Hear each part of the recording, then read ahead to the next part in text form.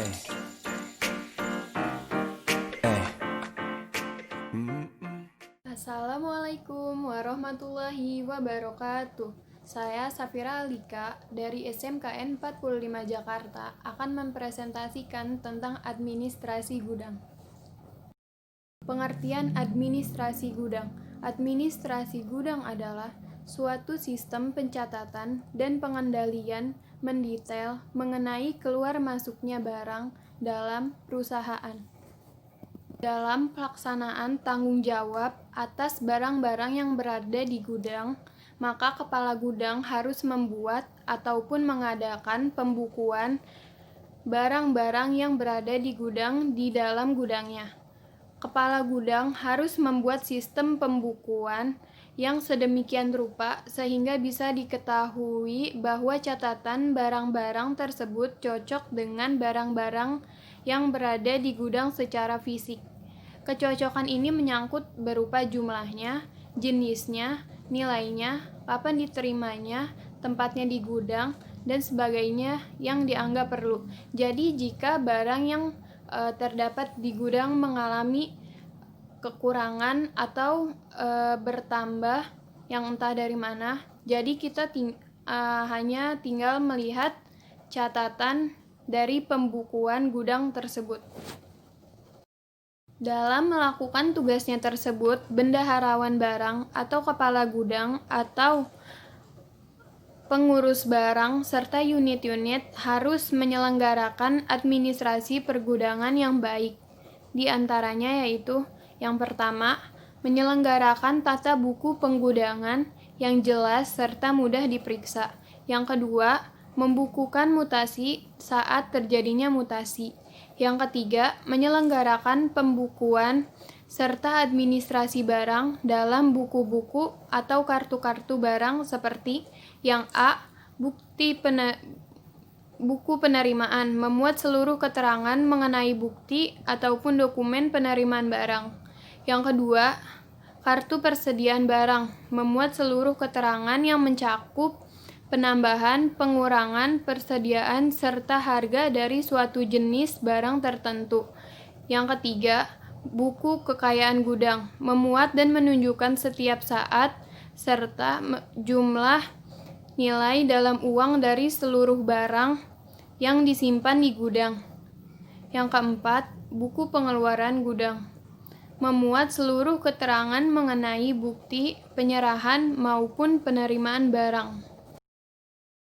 Dasar dalam melaksanakan administrasi gudang pada perusahaan retail terbagi menjadi 3. Yang pertama barang, yang kedua PO, dan yang ketiga itu faktur. Barang yang dikirim oleh supplier diterima oleh bagian penerima ataupun ekspedisi, lalu akan dicek silang berdasarkan PO. PO yang dikeluarkan oleh divisi pembelian akan diperiksa pada bagian tanggal permintaan barang, kuantitas ataupun jumlah barang per unit, dan juga keadaan fisik barangnya. Jika kondisi tersebut telah sesuai dengan permintaan, kemudian PO akan ditandatangani oleh supplier, petugas penerima, dan juga bagian pembelian sebagai bukti persetujuan. Dokumen tersebut terdiri atas 3 rangkap, 1 lembar ke bagian EDP atau Entry Data Processing, 1 lembar ke bagian keuangan, dan 1 lembarnya lagi ke bagian gudang. Barang dari bagian penerima akan didistribusikan sesuai dengan sifat atau kondisi barang yang bersangkutan. Barang dalam jumlah banyak, susah diperoleh, barang program akan langsung dikirim ke bagian gudang. Sementara barang fast moving akan didistribusikan langsung ke toko. Tiap counter tiap hari akan mendata barang yang dijual. Jika barang telah habis ataupun berkurang, maka seorang pramuniaga dapat melakukan permintaan barang tersebut ke gudang. Pencatatan persediaan barang di gudang dapat dilakukan dengan cara manual dan juga komputerisasi.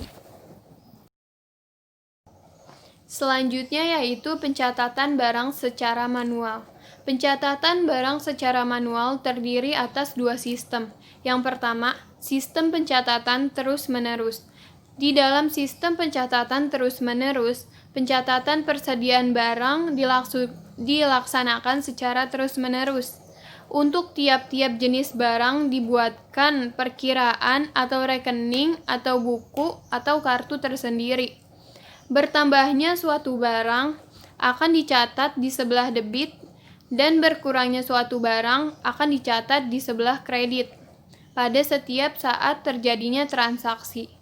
Saldo dari perkiraan akan dicocokkan dengan persediaan barang yang sebenarnya ada. Yang kedua, sistem pencatatan secara periodik. Pada setiap terjadinya transaksi penjualan, maka hanya penerimaan dan penjualan tersebutlah yang dicatat. Pada kasus ini tidak dibuat jurnal untuk mengkreditkan atau mengurangi perkiraan atau rekening persediaan ataupun perkiraan pembelian senilai harga pokok barang yang dijual tersebut. Oleh sebab itu, harga pokok penjualan ditetapkan berdasarkan pada daftar perincian persediaan barang yang ada. Dengan begitu, persediaan pada akhir periode akuntansi dilaksanakan dengan cara menginventarisir. Metode pencatatan persediaan barang.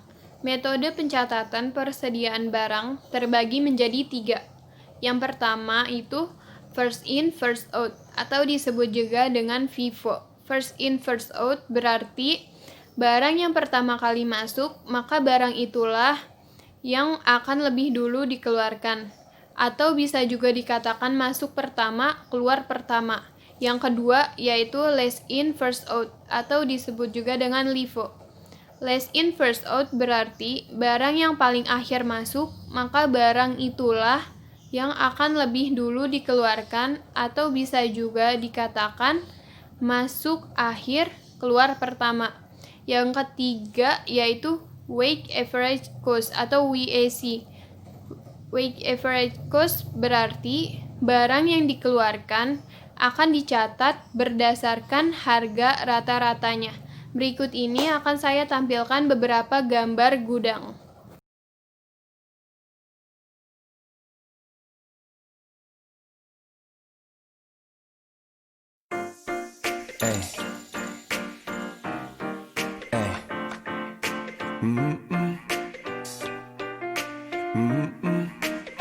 야 왜 이리 나 빛이 어두워 에이 넌 낮이나 밤이나 자존감은 관심바 머릿속은 콤마 에이 하루 24시간 돈만 쳐다보기만 정ችን 영화나 드라마 에이 나 나올 법한 주인공 도망을 바라지만 에이 나 Gotta be the real you 지금 모습 그대로 고민하지마 그게 뭐든지 상관없잖아 네가 어딘지 지나치는 것들은 던져 귀는 잠깐 닫아도 돼 So we don't stay down Cause we up Cause we up Cause we up So we don't stay down Cause we up Cause we up Cause we up So we don't stay down Cause we up We don't stay down Cause we up We don't stay down Cause we up We don't stay down So we don't stay down Cause we up We don't stay down Cause we up We don't stay down Cause we up Tripping all day 시동을 걸게 오늘이 주말이 아님 어때 밤은 길어 이 자리를 빌어 후련하게 털어버려 복잡해진 머린 clean up yeah 정답이 아니면 돼 틀린 건 누가 정해 아프니까라는 말은 우리가 만든 위로가 아니게 yeah 그냥 내비둬 yeah yeah Leave us alone 아침이 와도 신경 꺼 고민하지 마 그게 뭐든지 상관없잖아 네가 어딘지 지나치는 것들은 던져 귀는 잠깐 닫아도 돼 So we don't stay down Cause we up Cause we up Cause we up So we don't stay. Itu saja yang dapat saya sampaikan. Kurang lebihnya mohon maaf. Wassalamualaikum warahmatullahi wabarakatuh.